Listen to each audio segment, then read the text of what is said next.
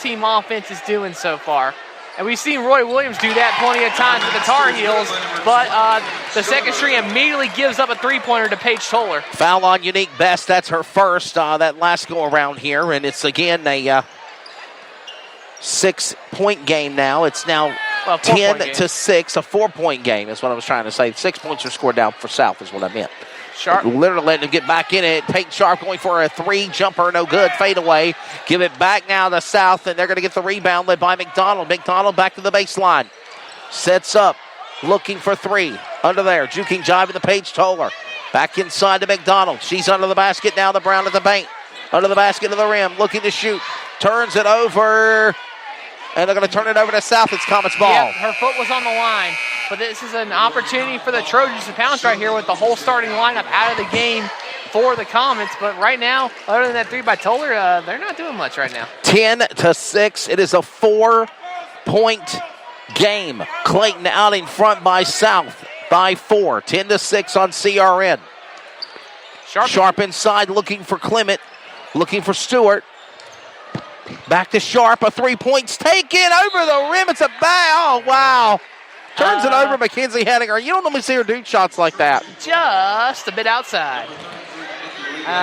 Man, accuracy has been off for the Comets so far tonight. I mean, Sharp's been a little trigger happy from beyond the three-point line, but you become Bob Uecker all of a sudden. I think I'm a little ways away from doing that.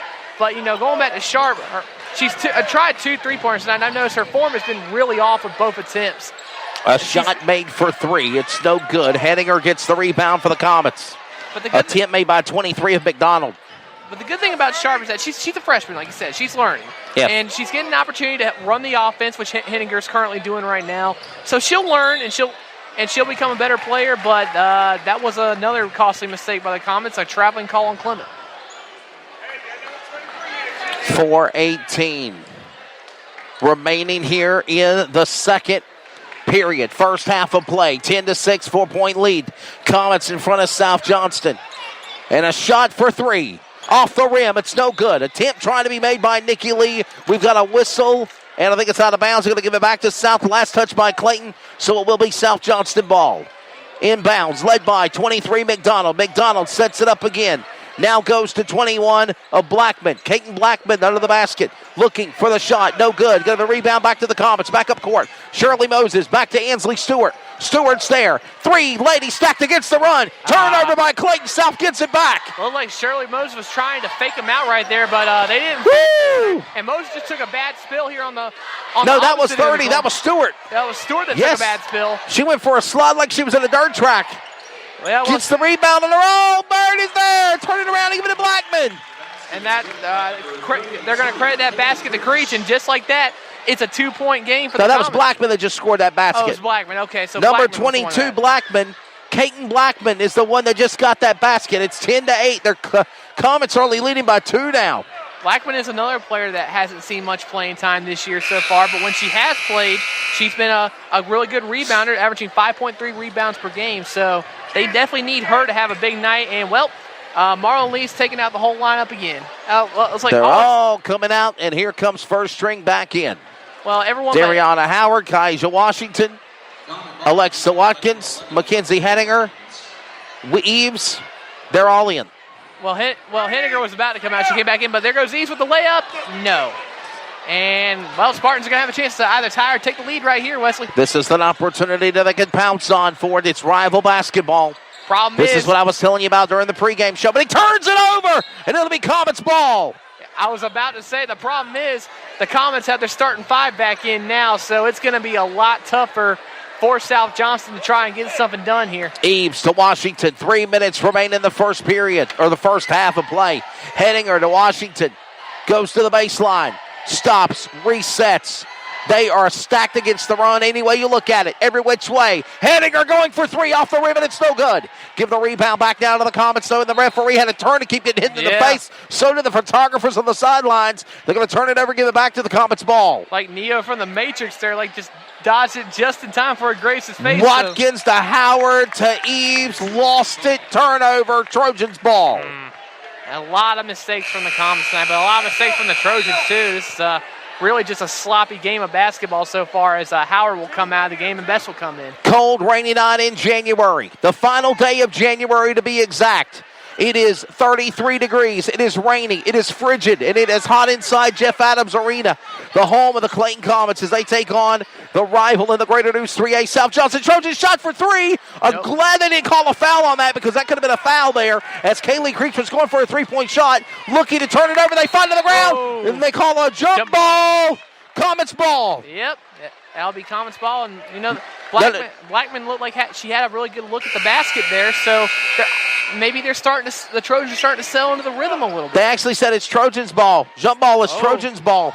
I'm sorry, I had one of those Yeti cups in front of me. Well, I was looking at the arrow up there. I thought that was the possession arrow. But nope, it's Trojans ball. No, that's your bonus for your fouls. Right. So the next go around, if there's a jump ball, it'll be Comets ball, but it was Trojans ball there. So we'll see what happens here. Great game, great matchup. Oh, the three. And that's Creech. Tied it up. And Marlon Lee is not going to be happy. He's going to be even more unhappy now, because Watkins just walked with it. Kaylee Creech just put in a fadeaway two and has tied things up here in Clayton. 10-10. Clayton was leading 9-1 in the first period. And now it's tied in there, Brandon. Man, I would not have expected this after what we saw in the first quarter. I told you, this is rival basketball. Anything can happen. Don't let the stats, don't let the score, don't let the standings confuse you. Well, just about anything is happening right now, but that's what happens when you are shooting the ball poorly, when both teams shoot the ball poorly. Attempt made by 24 to the basket for a fadeaway two. Jenna Brown is up and no good. Give the rebound back to the Comets. Unique Best sets it back up to Alexa Watkins. Watkins there, stacked against the run. Baseline pass, back goes to Sharp. Less than 90 seconds remaining here in the first half of play. We are all tied even here at 10 in C-Town. Comets, Trojans, Clayton, South Johnston, rival basketball for the conference in the Greater News 3A for the North Carolina High School Athletic Association on the CRN Sports Network. Peyton Sharp at the baseline, looking, trying to find an opening. We've got less than 1 minute left to play here, remaining in the first half right about now. They turn over the ball. Will they keep it? Will they keep it? Eves goes to the ground. They're going to turn it over and give it to South. Credit to the Trojans defense right there. Sharp was just confused. Hedinger trying to get it. They go to the ground. Jump ball, Comets ball. Yep, you're right. That was a good defensive series from the Trojans. Sharp was confused. She got to the point where she couldn't find anybody. She had to dribble it along the baseline, and it resulted in that turnover. And here comes Kaija Washington in. They need to do something here, and Best will check out for her. So it looks like Unique Best. It'll be Eves, Washington, Sharp, Howard, and I think that's Watkins on the far end. There it is, Watkins. So that's the line for the Comets. Yes, and that's how they're going to stack them up here for the final 40 seconds in the first half. Ready to decide this thing here. It's all tied into 10-10. And Marlon Lee's out of midcourt, barking instructions. Yeah, Marlon Lee is going past his coach's line there. Yeah. I'm surprised the referees didn't say something to him, but they didn't. Arian Fletcher, 5'3", junior guard, comes in the game now. So Fletcher is in. East Wake Tuesday night. We've got it on CRN. That should be a great game between the Comets and the Warriors. It should be, but we're actually getting treated to a pretty good game right now. Yes, sir. Oh, still. Turnover by Sharp. Peyton Sharp puts it up. Will she know? She backed off, reset, let him get going again. Looking for Eves. Eves, and they crash, and there's an offensive fade. No, that's defensive. That's a block. Yeah, it's a block. Oh, well, I was hoping they were going to call it on her. Number 20, that's the foul. It's on Paige Toller. That's her first. But, Sharp made a smart play right there. That was a mismatch she had with Jenna Brown. She wasn't going to win that, so she backed out of it and tried to find somebody. And as a result of that, it's not a turnover. It's 2 shots to the free throw line. Howard's coming out. Number 12, Julie Clement coming in to replace Dariana Howard. Delaney Eves at the line for 1-1. First shot up. It's no good. They're going to rebound and give it back to South. 32, Creech gets it back to 24, Brown. Back to the baseline on their side of the court. Let the whistle go here in 5. And this is going to be the first half. They're going to turn the ball over. Desperation throw. Turnover. Clement's got it. She can't go nowhere. That's the whistle. That's the first half. We're all tied in at 10. In a first half dominated by poor offense, it ends with a great defensive possession from the Comets. I mean, the Trojans tried to get something done there, but they ended up getting double teamed on like a couple of occasions. And, well, it led to that desperation heave as we saw, and it's a 10-10 tie at halftime. 10-10. I am surprised. I would have not have thought that the scoreboard would have been that. Yeah, I wouldn't have either, especially after what we saw in the first quarter with a 9-1. It's 9-1 in favor of the Comets. But, sometimes basketball's weird like that sometimes. Teams can go on, momentum shifts can happen, and, well, just like that, you can end up with a 10-10 tie. Got some of the players with faces and doing things in the court. And the men Comets, they're excited about this game. It should be a good one. The varsity men's game will be coming up later tonight. But this one's definitely living up to the expectations, too. I mean, I personally, thought this would be a pretty decisive Comets victory, but Marlon Lee's going to have to make some adjustments at halftime to ensure that it is a decisive victory for the Comets, because with the way the team's playing right now, they're in danger of being upset. Yeah, for sure. 9 minutes remaining here in halftime. It is halftime. And we got to give credit to what the Trojans were able to do. We talked a little bit about that great defense Comets had at the end of the half, but the Trojans have really stepped up their defensive play as well. All summed up by that one sequence where Sharp just could not find any open teammates. She had to drive to the basket, and she ended up turning the ball over. So stuff like that is what's going to win this game for the Trojans here. I believe so. I think you're correct on that, and I never would have thought that the score would be tied. I mean, again, as a broadcaster, I was hyping it up and saying this is rival basketball. Anything can happen here, and I'll be darned if it ain't happened that way. But with that being said, I never would. I would have thought that the Lady Comets would have been out in front at halftime. Definitely. But we've talked about this before. The first half has been a problem for the Lady Comets in some games this year. They start slow, and then they finish strong. So if the status quo sticks, we should see a much better second half here. But the Trojans smell blood in the water.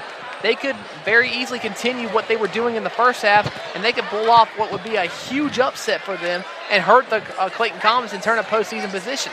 For sure. The Sharks are out here in C-Town, and that is the SJ Trojans here at Clayton's gym, Jeff Adams Arena. We are sitting at halftime. It is 10-10.